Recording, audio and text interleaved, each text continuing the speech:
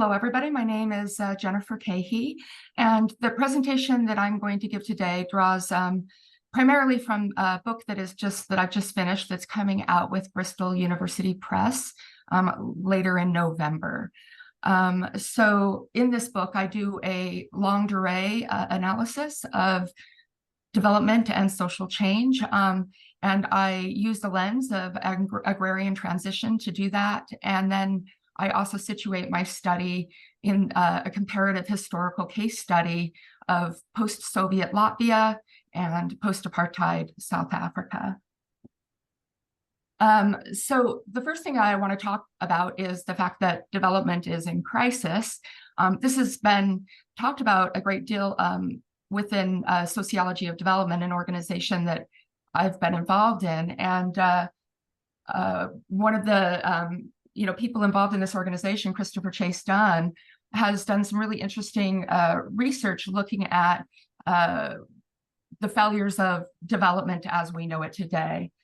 So I've just taken this quote from some of his work on this topic, where he talks about how the converging catastrophes of climate change and mass species extinction on the one hand, and resurgent ethno-nationalism and rising class inequality on the other hand, are threatening the survival of people around the world. So this comes after, a post-World War II development regime that has been very active and on the ground for over a half century. And the question then is if everything that we've been doing is generating a crisis, then maybe we should be thinking about how to change our ways. So when we're talking about sustainable development, this often is used as the solution for development in crisis. If we can just transition to sustainability, then we can address the crisis of climate change. But the question here is whether or not sustainable development as it's being practiced is truly creating the kinds of changes that we need to see. In a recent news story published by The Telegraph, Kelly argues that for a net zero economy to emerge, there's going to have to be a green command economy and a lower cost of living for people around the world, particularly in wealthier nations. So when we look at the way that sustainable development is being operationalized, it's not entirely clear whether or not we're going to achieve any kind of sustainable social change, because the only focus is really looking at things like renewable energy or organic agriculture, and all of those things sound great. But when we look at the industrialization, for example, of organic agriculture, as we see here in this picture, there's still huge and egregious labor violations. For example, in the U.S., organic agriculture, you can grow your crops on plastic. So a question about the laws and regulatory apparatus surrounding what we define as organic also is problematic. And most importantly, we're not really thinking like these things like organic agriculture or renewable energy they open up opportunities for increasing participation and democratizing things like, energy production or agricultural production. But the reality is that they can be implemented in ways that just reproduce the status quo. So looking at the Sustainable Development Goals, there have been a number of critiques of the development of the Sustainable Development Goals that have been posited by Indigenous scholars such as Watanabe and Yap, who argue that the dominant paradigm of goal-setting, data collection, and measurement in its universal applicability drove the erasure of Indigenous contributions from the discussion. The UN-centered economic goals while ignoring issues pertaining to culture and heritage that underlie transitions to sustainability. So this critique here also touches upon some of the epistemological and ontological issues that were talked about in the last panel by Marvin Chung. Following upon this, Weber and Weber argued that the UN deployed ecological modernization theory as an inevitable choice for guiding goal setting, And what this did is it engendered the ideological erasure of other possible approaches during the goal-setting process. As a result, the UN designed its SDGs to operationalize technocratic means of implementation that are likely to exacerbate rather than ameliorate social and environmental problems. So when I'm looking at this data, I'm reminded again of one of my favorite scholars, Audre Lorde, who was a scholar and a poet and an activist, a feminist scholar. And back in, I believe it was 1979, at the Second Sex Conference in New York City, Audre Lorde, as an outsider scholar, a Black woman, a feminist, and a lesbian woman, she gave a speech at this conference that was a critique of the academy. And this very famous speech, one of the most quoted parts of it is what I have up here on the screen. So in the speech, she's criticizing academe for not changing to meet the needs or to meet the interests of people who do not fit within that traditional category of academic elite. So Audre Lorde argues that the master's tools will never dismantle the master's house. They may allow us to temporarily beat him at his own game, but they will never enable us to bring about genuine change.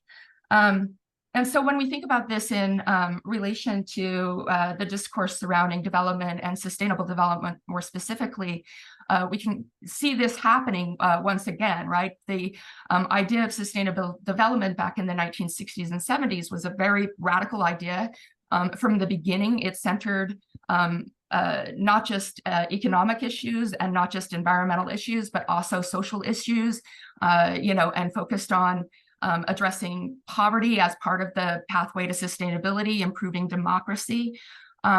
Over the time, however, what we've seen is a shift from a radical division of sustainable development to a de facto authoritarian vision of sustainable development.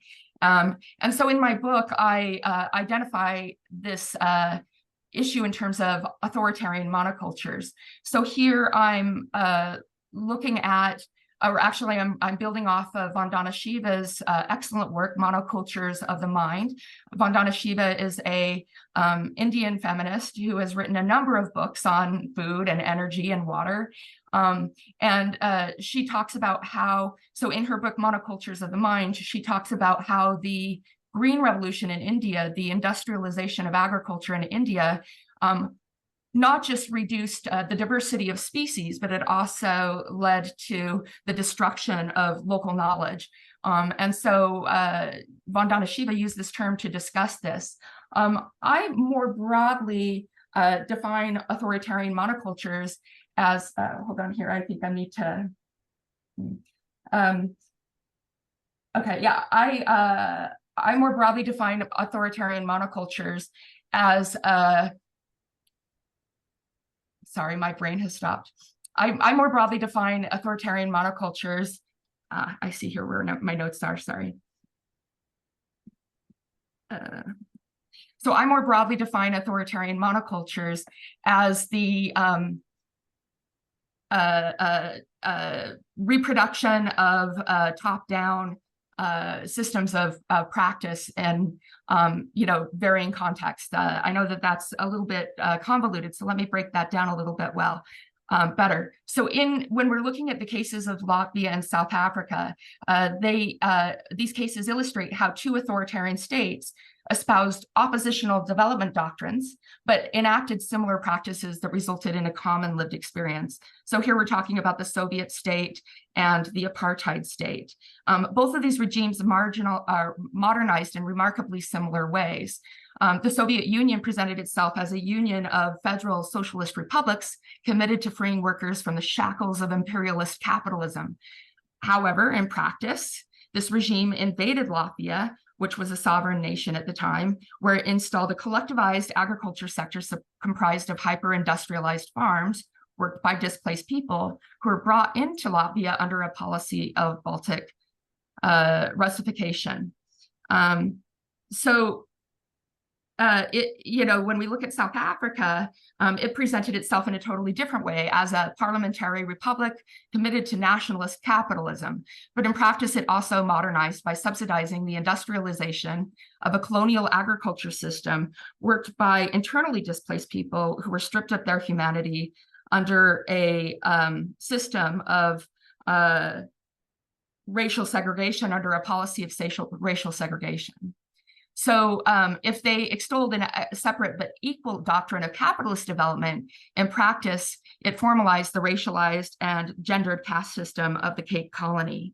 Authoritarian monocultures is a way of understanding how it is that great ideas can be co-opted and then reproduce the status quo. And so, authoritarian monocultures can basically assume any ideology they want. They can, it can be capitalist, it can be a socialist ideology, it could be a green ideology, but it implements the same practices that have come before, then actually leading to the co-optation of that idea and the subjugation of that idea to the continuance of a colonized, modern colonial world system. So then the opposite of this that I discuss in my book would be egalitarian ecocultures.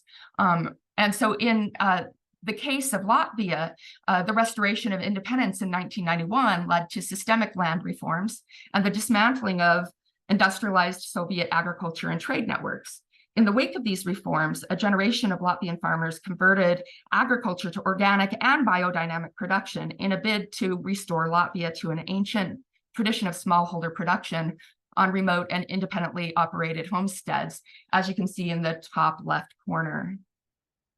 In South Africa, the end of apartheid did not lead to systemic land reforms, and the plantation agricultural system has remained intact. However, small-scale farmers have emerged in former racial and ethnic homelands. And in Rooibos tea, the sector where I did my research, small-scale farmers have entered into global fair trade markets in a bid to preserve their heritage at the geographic origin of Rooibos tea, while reducing poverty wrought by apartheid inequities. So in both of these societies, what's interesting is that the production practices are guided by Indigenous philosophies that recognize the interconnected nature of existence. And so as an emancipatory mode of development, egalitarian ecocultures are found in Indigenous societies around the world, where small-scale producers are responding to the destructive impulse of the modern colonial world system through grassroots efforts to establish regenerative nature and society partnerships. However, both of these initiatives are problematic. The local food movement in Latvia has been threatened by Latvia's integration into the European Union, and the subsequent flood of industrial organic goods that flooded Latvian markets, which really pushed Latvian organic farmers out of the market that they were trying to build. In response, that movement has pivoted to being a slow food movement that really focuses on the presentation of Latvia and its ecocultural heritage. In South Africa, small-scale fair trade farmers that got fair trade certification, well, actually dual certification, fair trade and organic certification in Rooibos tea, faced an extreme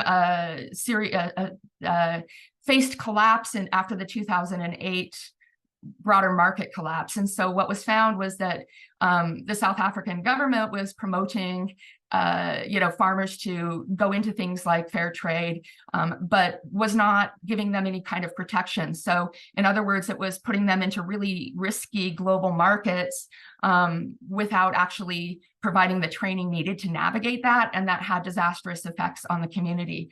But in both cases, these movements have continued to move forward. And the Rooibos farmers in particular have been successful at working with global fair trade buyers like Equal Exchange, who have made a commitment to only purchase Rooibos tea from small-scale farmers. Thank you very much, Jennifer. We just want to be mindful of the next presentation starting. But are there any questions that the audience would like to ask?